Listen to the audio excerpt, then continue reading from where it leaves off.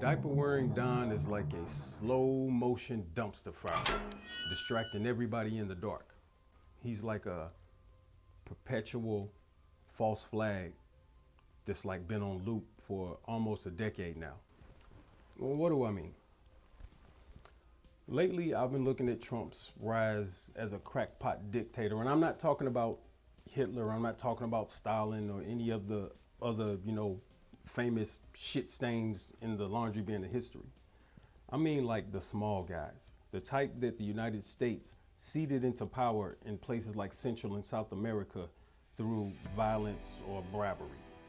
Trump is like a smokescreen, creating like a camouflage for a movement that feels like this. I am your voice. Today I add, I am your warrior. I am your justice. And for those who have been wronged and betrayed, I am your retribution. I am your retribution. Not going to let this happen. When very serious people like Steve Bannon, Trump's former aide and speechwriter, are getting all giddy and calling this Donald Trump's come retribution speech. What do you mean by come retribution? Come retribution was the code name for a failed plot by the Confederacy to kidnap and hold President Lincoln hostage. Now, they also tried to blow up the White House at one point, but all of these plans failed. It's actually a really good book written by historians William A. Tidwell, James O. Hall, and David Winfred. And they used the title of the code name for this mission as the title of the book. Now, that plan failed, the come retribution plan, and I guess we know how plan B worked out. It ended up with John Wilkes Booth placing a leaden handmade ball behind the president's ear. But drawing a parallel from this Confederate plan code name to a present day Donald Trump speech, well, that's just Steve Bannon, and we'll come back to him later. Steve Bannon is a lot like Little Steve, Stephen Miller. Stephen Miller is like, he's the don't I look like a fucking serial killer in every single fucking photo that you see me in looking ass, but he has been and will be the catalyst for some of Donald Trump's, worst immigration policies if he gets reelected. Top of that, you would establish large-scale staging grounds for removal flights. So you grab illegal immigrants and then you move them to the staging grounds, and that's where the planes are waiting for federal law enforcement to then move those illegals home. You deputize the National Guard to carry out immigration enforcement, and then you also deploy the military to the southern border, not just with a mission to observe, but with an impedance and denial mission. Now, listen, as an aside, personally, I have concerns about this situation because I have blood relatives that if Donald Trump gets into office, they may have some problems simply because one of their parents or one of their grandparents was not born on American soil. And another thing, and this is kind of just a personal thing for me, I didn't like how Trump talked about, maybe we should possibly use the death penalty for drug dealers. In a powerful death penalty, we will put this on. We have to bring in the death penalty if we want to stop the infestation of drugs coming into our country. Basically taking a point out of Duterte's book, who's another fucking psycho. But me, like, that kind of rubbed me wrong because, listen, I've grown up with people that I know, people I've even looked up to who, maybe made the wrong decision and jumped off into street pharmaceuticals. But I don't think they deserve to be put in front of a firing squad. Like, that shit kind of rubbed me the wrong way, but that's just an aside for me. But moving along. Or what about his boy? Not the mama. Yeah, his Attorney General, Billy Barr. Now, let's just, Bill Barr has a very shady past, okay? But we're just going to gloss over the fact that he is former CIA. And if you know anything about the intelligence community, it's like blood in, blood out. You don't leave the intelligence community. The intelligence community leaves you. But Donald Trump's AG is the guy who actually penned this document, The Case for More Incarceration, with great chapters like, check this out, prisons do not make criminals. The fuck? Or we are not over incarcerating. And here's another one. Failure to incarcerate costs money. Or my absolute favorite. Check this one out. This is one of the last chapters. A failure to incarcerate hurts Black Americans the most. You see, white nationalists' biggest problem is that after all these years, they still think niggas is stupid.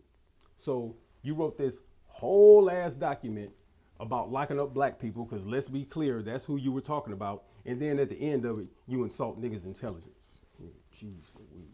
But old Wiley Billy Barr is a lot of things, but he ain't stupid. He saw the writing on the wall before January 6th, and he was like, some of you niggas is going to jail. And some of you other niggas gonna lose your whole life savings trying not to go to jail. So he rolled his frumpy ass up out of the AG office literally 2 weeks before this happened. We need to hold the doors of the Capitol. They were peaceful people. These were great people. The crowd was unbelievable. And I mentioned the word love, the love in the air. I've never seen anything like it. And once he was out of the picture, he had no problem telling the truth once he was no longer an attorney general, albeit he was under oath. Of all these allegations of fraud that built up over a number of days, and it was like playing whack-a-mole because something would come out one day and then the next day it would be another issue. Also, I was influenced by the fact that all the early claims that I understood were completely bogus. And We have a company that's very suspect. Its name is Dominion.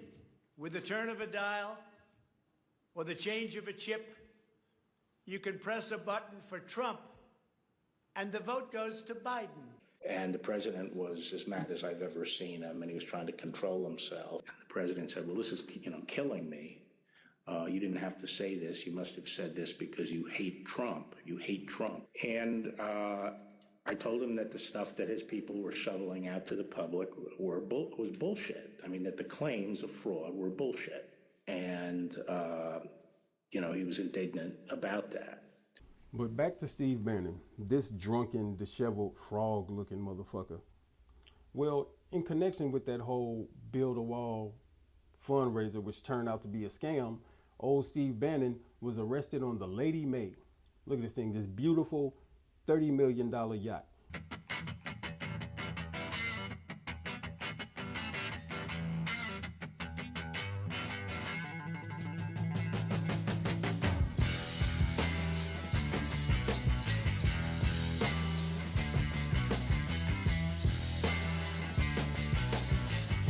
Which was quickly seized by federal authorities and quickly resold for a cool $40 million. Bannon's May 27th trial will take a look into his part in the whole Build a Wall fundraiser scheme that basically schemed Trump supporters out of millions of dollars, and then they just pocketed the rest. I think they spent like $6-7 million on like 1 mile of like fence wall, and then they just pocketed the rest of the money. Now, his co-defendants, the other co-founders of the Build a Wall scheme, we're talking about Timothy Shea and Brian Kofage. They have already been sentenced to 4+ years. So I'm thinking they might have already given up the ghost and all the goods on Steve Bannon. So we'll see what happens when that trial starts. But honestly, I think Bannon is just hoping that Trump wins so that he can pardon him again. No. Wait a second. Wait, just let me say one thing. Please spare me. The Democratic Party is owned by Wall Street and the corporate interests. Look what they're doing to Bernie every day. Oh, God forbid the corporate ever get their tentacles into the Republican Party. That would be a bad day. Okay, but Just like he pardoned this monster. Yeah, this dude, Gallagher, a decorated Navy SEAL who, by all accounts, is a fucking monster. I saw Eddie take a shot at probably a 12-year-old kid. This morning, tapes never before seen in public. Members of Navy SEAL Team 7 speaking on camera with military investigators in the spring of 2018 about their platoon leader, Eddie Gallagher.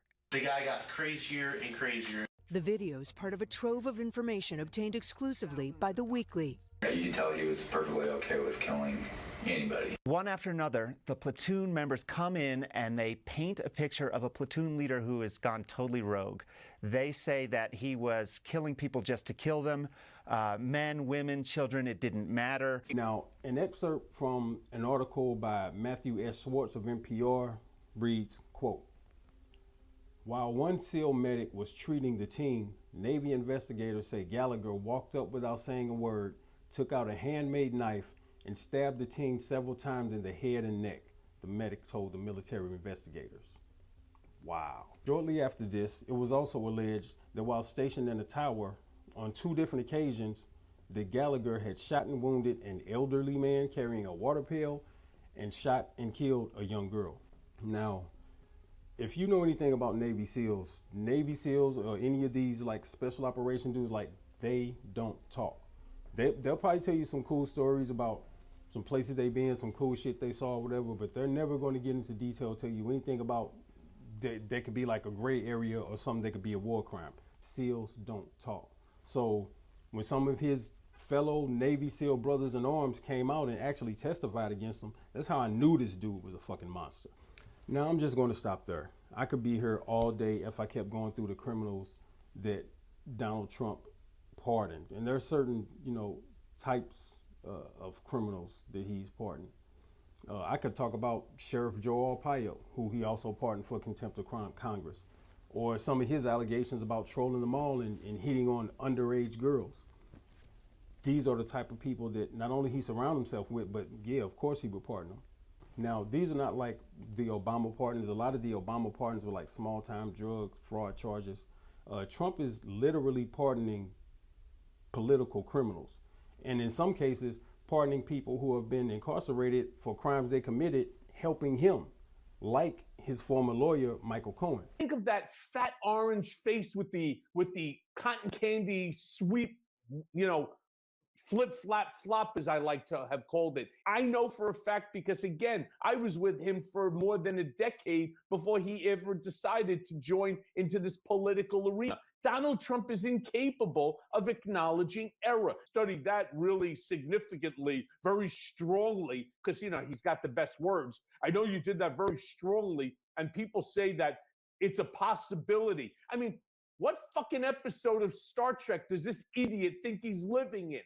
The fact is, after the Civil War, the Confederacy never stopped being the opportunistic, there's a problem, natural, national, let's monetize it, capitalist, which is a direct link that you can draw back to post-Civil War movements like the Daughters of the Confederacy.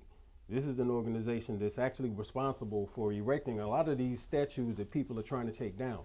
But the thing is, these statues went up in the 1920s and 30s. This is some 50 to 60 years after the conflict, still creating the narrative.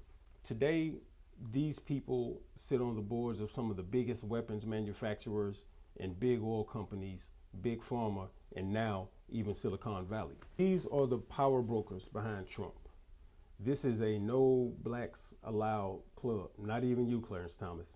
And if you don't believe me, go look and see who sits on the boards of the biggest weapons manufacturers like Halliburton, Raytheon, or some of the pharmaceutical and big oil companies. These are the Confederates come back in the 21st century to take care of business, unfinished business. And I'll just wrap it up and end it with this.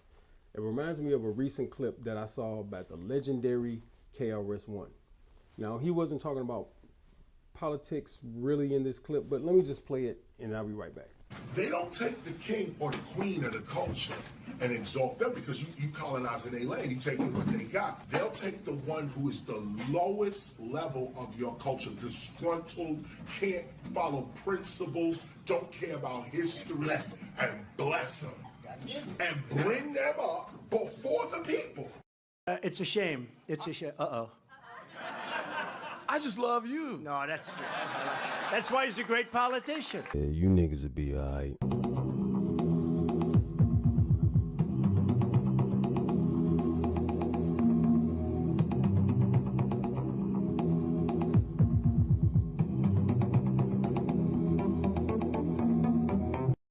Look at my African American over here. Look at him.